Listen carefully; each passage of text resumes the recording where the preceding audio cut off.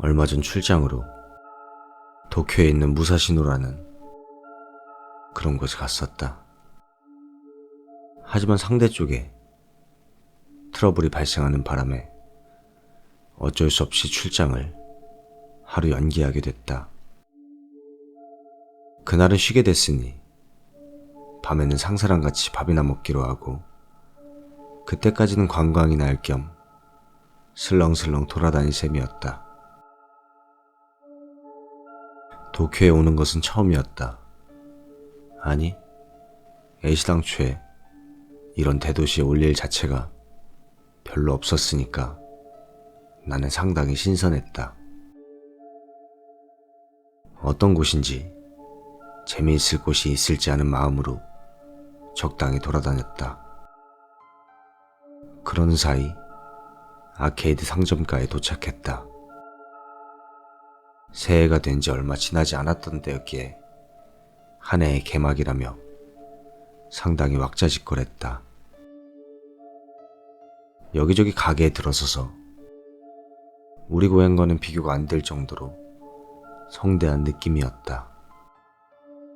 보는 것마다 다 신기해서 두리번대며 여기저기 둘러보았다.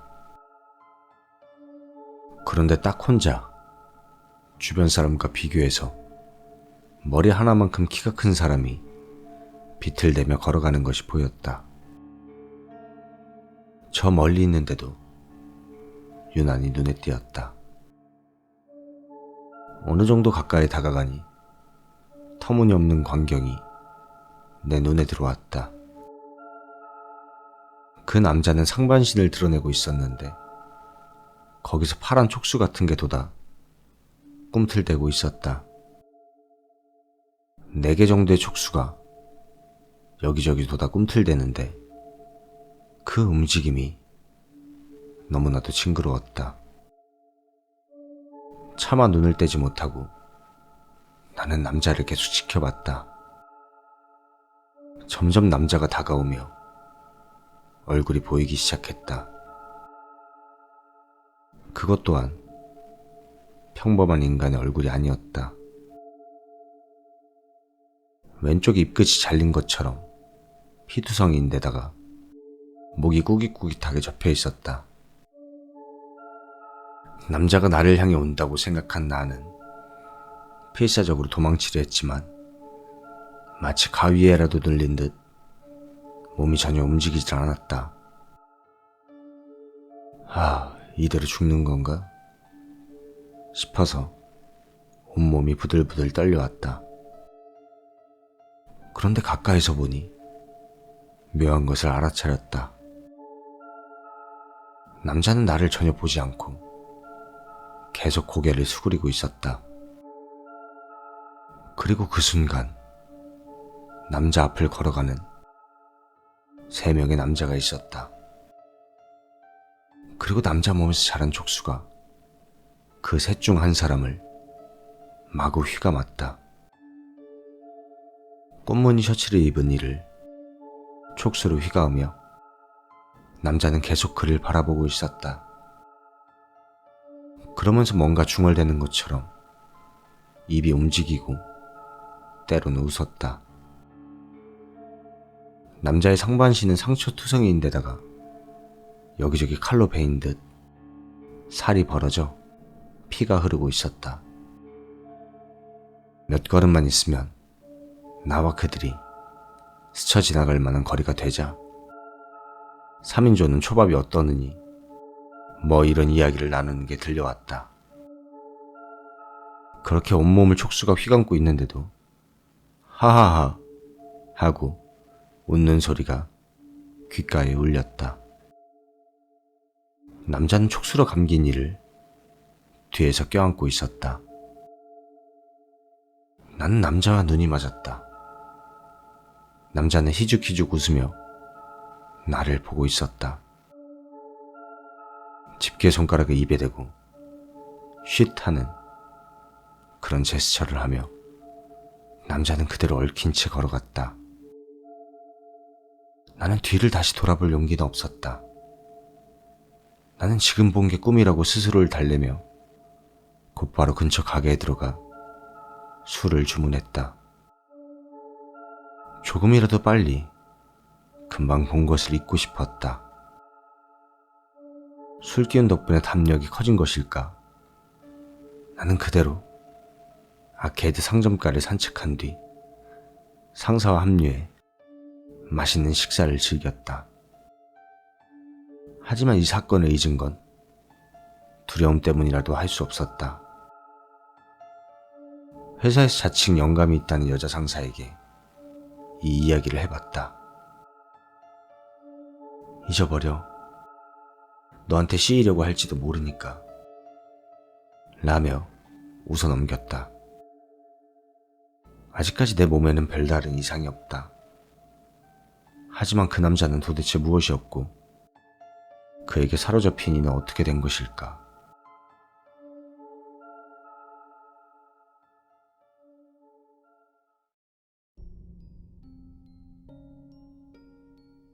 엊그제 있었던 일이다. 얼마 전 아버지가 돌아가시고 나는 집 한 채를 물려받았다. 입지는 나쁘지 않지만 꽤나 오래돼서 상태가 그리 좋지 않은 데다가 둘이 살기에는 너무 넓었다. 결국 아내와 상의한 끝에 집을 팔기로 결정했다. 다행히 유품 정리를 하는 와중에도 부동산 업체로부터 광고와 명함이 들어왔었기에 그곳에 전화를 했다. 결과적으로는 4개의 회사에서 위탁 및 매입 과정에 대한 설명을 더 들어보게 되었다. 그곳 중 3번째 회사에서 사람이 찾아왔을 때였다.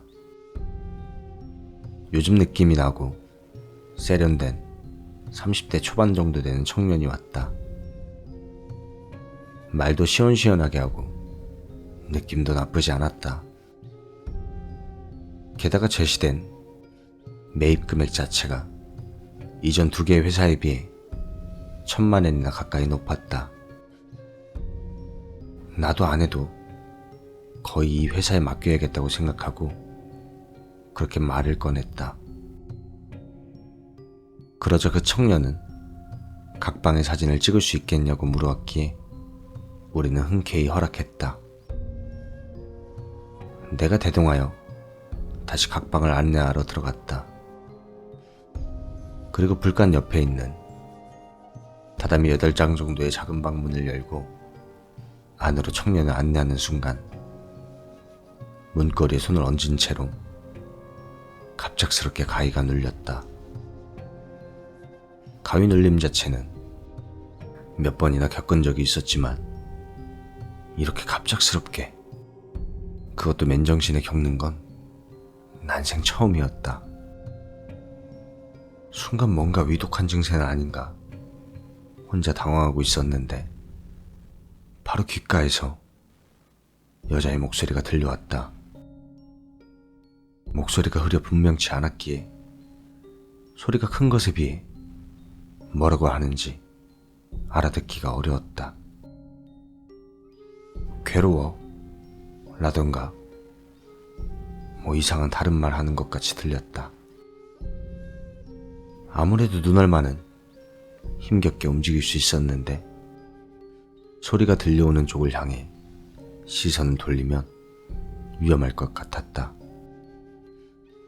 귓가 쪽을 외면하고 방 안을 보자 나를 향해 등을 보이고 뭔가를 적고 있는 청년의 등이 보였다. 그리고 그곳에 갈색의 곱슬머리를 하고 묘하게 덕지덕지 붙어있는 검은 옷을 입은 여자가 매달려 있었다. 그것만으로도 이미 소름 끼치는 일인데 그 여자는 이상하게 목이 길었다. 40cm 정도는 좋게 됐을까? 등을 보이고 있는데 얼굴만은 나를 바라보며 눈알을 카멜레온처럼 대굴대굴 아주 바삐 굴리고 있었다.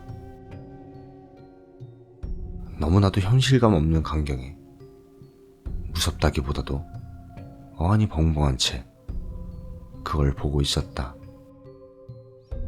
하지만 청년이 나를 바라본 순간 그것은 사라졌고 거의 동시에 가위도 풀렸다. 그 지경이다 보니 집을 더 보여줄 수도 없고 나는 그저 저 죄송한데 제가 몸 상태가 좀 좋지 않아서요 하고 변명을 하며 돌아가 달라고 부탁했다.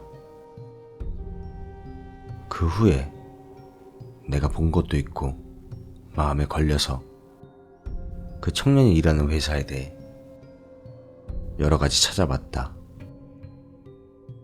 파면 팔수록 나오는 것은 악평뿐.